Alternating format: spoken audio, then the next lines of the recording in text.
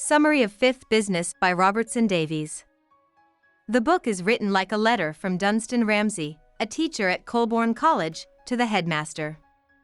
A recent piece in the school newspaper made Dunstan seem dull and boring. He wants to change this impression by telling the headmaster about his strange, wonderful, and difficult life. He starts with the night in Deptford, Ontario, when Percy Boyd Staunton threw a rock at him, but it hit the pregnant Mary Dempster on the head instead. Because of the accident, Mary then gives birth to her son Paul early. Her Baptist preacher husband, Amasa Dempster, is bothered by his wife after the accident, because the blow to the head has made her simple. Mrs. Ramsay, Dunstan's mother, takes care of Mrs. Dempster. She feels sorry for her because she hasn't learned how to be a good housewife and because her husband can't help her because of his religion. Dunstan also looks after Mary and Paul when they get home from school. He comes to care about Mrs. Dempster because he feels partly responsible for her bad luck. As a child, Dunstan works at the library and grows to love learning strange stories, folklore, and magic. He tries to teach Paul magic tricks, but this backfires. Amasa is angry that Dunstan taught his son gambling tricks and kicks Dunstan out of his house. Mary Dempster goes missing one night, and Dunstan is part of the group looking for her.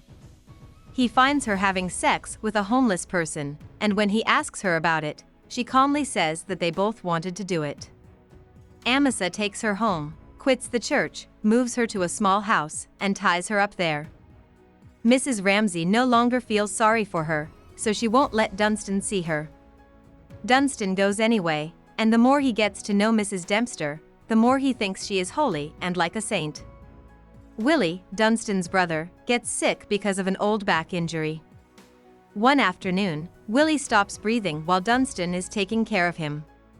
Dunstan thinks he is dead because his heart isn't beating. He goes and gets Mary Dempster. She touches Willie and calls his name, which wakes him up. Dunstan tells the doctor and his parents what happened, but they call him stupid and ask why he didn't go to a doctor instead of Mrs. Dempster. His mother is very angry, and she tells Dunstan to choose between her and Mrs. Dempster. He makes the decision to join the army. World War I has started, and just before Dunstan is sent off to fight, he starts a tentative relationship with Percy's girlfriend, Leola. However, Percy has been sent away to school because he was caught having sex with another young girl in town.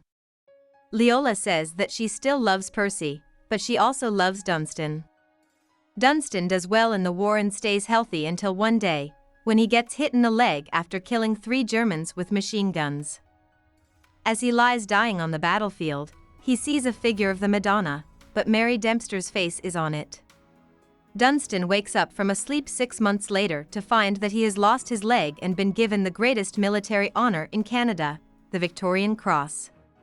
He also finds that both of his parents have died in the 1918 flu epidemic. He dates his nurse, Diana Marfleet, but when he learns that she is too much like his mother, he breaks up with her on good terms. He goes back to Canada and finds that Boy and Leola are getting married. Boy is Percy's new name. Dunstan gets a degree in history, becomes a teacher, and has a sort of adult bond with Boy, who often talks to him about how bad Leola is. Dunstan, on the other hand, becomes interested in Renaissance art and saints. He goes around Europe to learn new things, pick up new languages, and write books.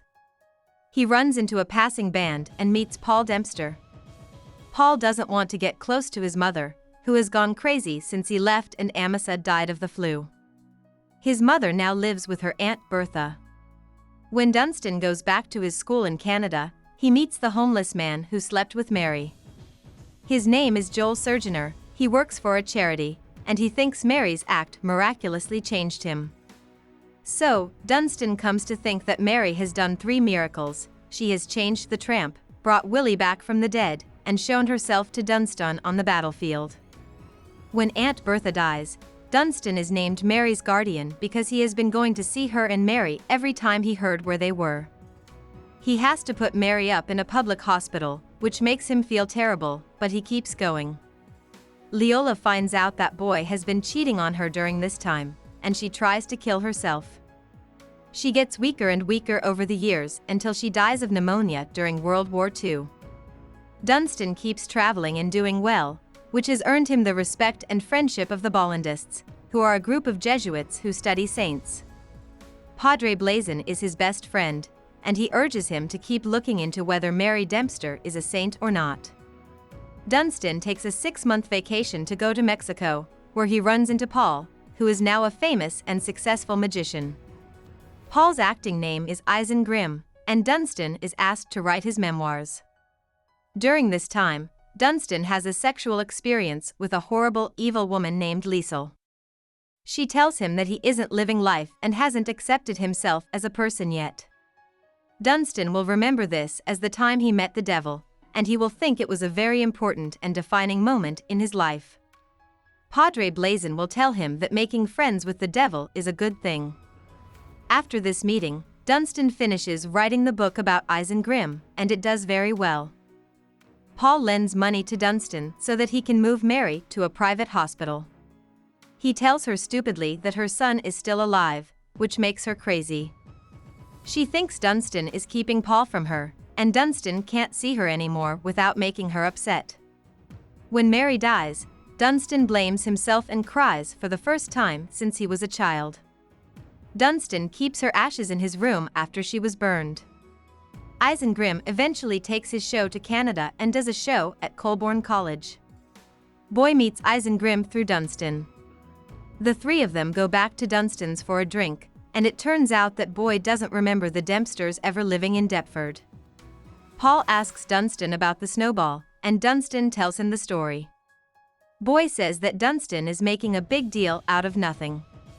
Dunstan shows Boy the stone that was inside the snowball. All these years, he has used it as a keepsake. Paul and Boy leave together, and the next day, Boy's body is found in his car with the stone carefully put in his mouth. At the next show of Eisengrim's, a member of the audience asks the brazen head, which is the heart of one of his tricks, who killed Boy Staunton. The voice in Boy's head, Liesel, gives a confusing answer, which Dunstan takes to mean that Boy, Paul, Mary Dempster, and he, Dunstan, are all to blame for Boy's death. Dunstan's heart stops beating. When he wakes up in the hospital, he finds a note from Liesel that says she's sorry for making him upset and invites him to spend the rest of his life on tour with Eisengrim's team. This message is the last part of the letter to the teacher. About the author. William Robertson Davies was a well-known novelist, playwright, essayist, writer, and college professor. He grew up in a Presbyterian family in a small town in Ontario. Even as a child, he loved to read and put on plays. He went to school at Upper Canada College and Queen's University in Canada before going to Oxford University in England. There, he met Brenda Matthews, who became his wife. He went back to Canada and taught at Trinity College. He also wrote a lot and did a lot of acting. He became one of the most well-known and recognized authors in Canada.